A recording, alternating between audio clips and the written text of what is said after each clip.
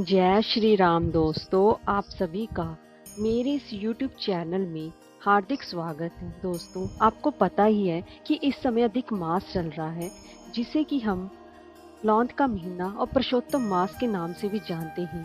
पुरुषोत्तम नाम की जो कि विष्णु भगवान जी का ही एक नाम है, इसलिए इसकी महत्ता और भी ज्यादा है। इस साल पुरुषोत्तम मास यानी कि अधिक मास श्रावण के महीने में आया है, जिससे कि इसकी महत्ता और भी बढ़ गई है।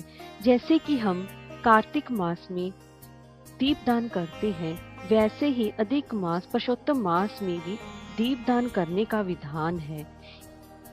दीपदान करने से व्यक्ति की सभी मनोकामनाएं पूर्ण होती हैं। दोस्तों, आज मैं आपको इस वीडियो में बात करेंगे कि दीपदान क्या है, कैसे करते हैं पुरुषोत्तम मास में दीपदान और दीपदान करने के लाभ क्या हैं। तो चलिए वीडियो शुरू करते हैं। दोस्तों, अगर आपको हमारी ये वीडियो अच्छी लगी हो तो लाइक और शेयर करें और चैनल को सब्सक्राइब करना ना भूलें और कमेंट बॉक्स में ओम नमो भगवते वासुदेवाय अवश्य लिखें। तो चलिए वीडियो शुरू करते हैं। दोस्तों, दीपदान जानने की दीपक का दान करना, इसको हम दीपदान कहते हैं। पुरुषोत्तम मास विष्णु भगवान जी का एक ही नाम है और अधिक मास यानी कि लौंद के महीने में विष्णु भगवान की पूजा अर्चना करना सबसे अत्यंत शुभ फलकारी माना जाता है। जैसे कि कार्तिक मास में स्नान दान करना और दीपदान करने का महत्व है, वैसे ही अधिक मास पुरुषोत्तम मास में भी दीपदान करने का सबसे अधिक महत्व है, क्योंकि यह 3 साल में सिर्फ एक ही बार आता है, इसलिए इसका महत्व और भी बढ़ जाता है। इस साल ये श्रावण के मास में आया है, इसलिए इसकी महत्ता और भी बढ़ गई है। दीपदान क्या है? दीपक का दान करना, यानी कि दीपक को जलाकर उसे उचित स्थान पर रखने को दीपदान कहलाता है। किसी दीपक को जलाकर देव स्थान पर रखकर आना या उसे नदी में प्रवाहित करना, यह दीपदान कहलाता है। यह प्रभु के समक्ष निवेदन प्रकट करने का एक तरीका होता है, इसे दीपदान कहते हैं। दोस्तों, कैसे करते हैं दीपदान?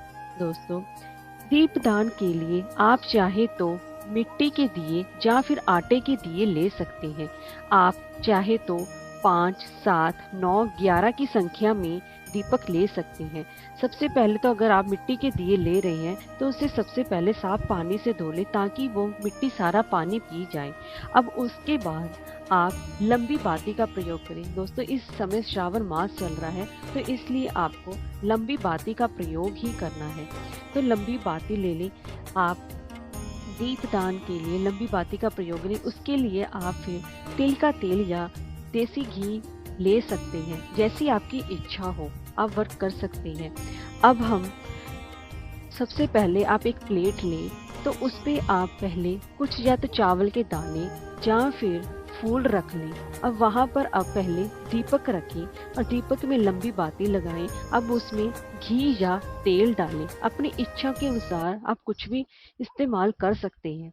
अब दीपक के लिए सबसे पहले जो समय होता है, या तो आप सुबह सूर्योदय से पहले दीपक दान कर सकते हैं, या फिर आप सूर्यास्त के बाद दीपक दान करने का विशेष महत्व होता है। जब सूर्य का प्रकाश होता है तब दीपदान करने का कोई भी महत्व नहीं रह जाता। इस बात का आप ध्यान रखें, या तो सूर्योदय से पहले दीपदान करें या फिर सूर्यास्त के पश्चात दीपक का दान करें।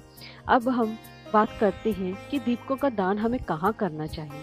दोस्तों, इसके लिए तो आप चाहे जितने भी आपने दिए लिए हैं, 5, 7, 9, 11, या अपनी इच्छा के अनुसार जितने भी आपने दिए लिए हैं, या तो अपने घर में ही आप दान कर सकते हैं या फिर कहीं बाहर जाकर भी कर सकते हैं। जैसे कि एक दिया आप अपने घर के मंदिर में जला सकते हैं, दूसरा दिया तुलसी के समक्ष रख सकते हैं, तीसरा दिया अपने घर की दहलीज पर रख सकते हैं, और चौथा दिया आकाश में रख सकते हैं, और 5वां दिया अपने घर के मध्य में भी रख सकते हैं। नहीं तो आप एक दिया अपने घर के मंदिर में, एक दिया तुलसी पर, और तीसरा दिया आप किसी मंदिर में चले जाएं, वहां पर आप अपने किसी देव के समक्ष प्रकट कर सकती हैं। और उसके बाद आप पीपल पर भी दिया जला सकती हैं। और कहीं भी आपके घर के आसपास नदी या तालाब है तो वहाँ पर आप या तो नदी में प्रवाहित कर सकती हैं दिया, या फिर उसके समक्ष रख सकती हैं। जैसी आपको जैसी सुविधा हो आप वहाँ पर दीप दान कर सकती हैं। और हमेशा इस बात का ध्यान रखें, जब भी आप दीप दान करें तब दीपक के नीचे या तो कुछ चावल के दाने या फिर कुछ फूल की पत्तियां रख दें, क्योंकि दीपक खाली सीधा जमीन पर नहीं रखा जाता। इस बात का आप विशेष ध्यान रखें। और इसी के साथ ही दीपक से दीपक को कभी नहीं जलाना चाहिए। इसके लिए आप अलग से माचिस जब जला रही हैं तो सबसे अलग अलग ही जलाएं।